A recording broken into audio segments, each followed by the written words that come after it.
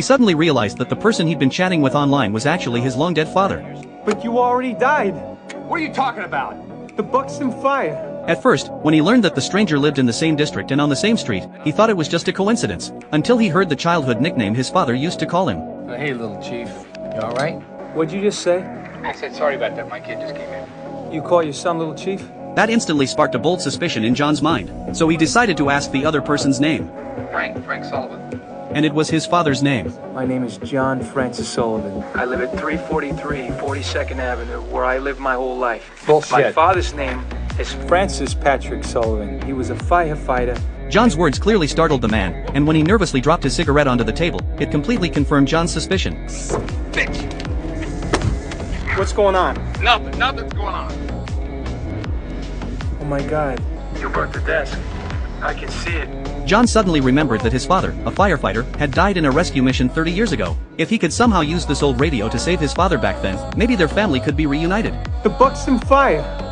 Oh, yeah? And when did that happen? 30 years ago? October 12th, 1969. Tomorrow. You're telling me look, I ain't dying in no fire tomorrow or any other day. You got that? Listen, tomorrow hasn't happened. That's all right. It hasn't happened. It ain't gonna happen. No, you gotta It ain't listen to gonna me. happen. It was an abandoned warehouse. You went with your instincts. But if I'm you'd just warning gone you. the other way, listen to me. If you'd just gone the other way, you would have made it.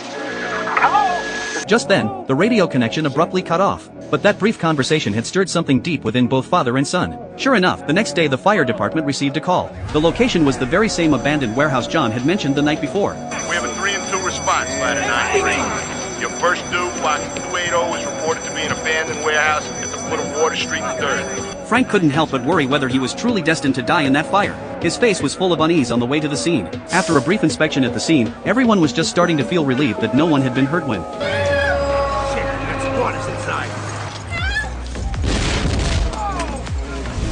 they heard from a woman that her sister was still trapped inside the building. At that moment, Frank noticed the word Bastogne written on the wall. The Buxton fire.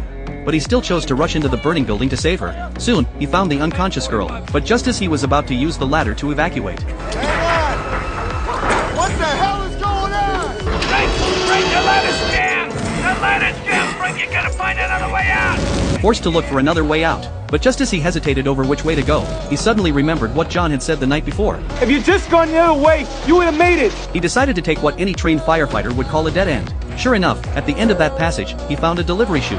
Holding the girl tightly, he slid down to safety. That day, the man who was supposed to die in the fire changed his fate. But that small twist of destiny would go on to trigger a chain of events spanning the next 30 years.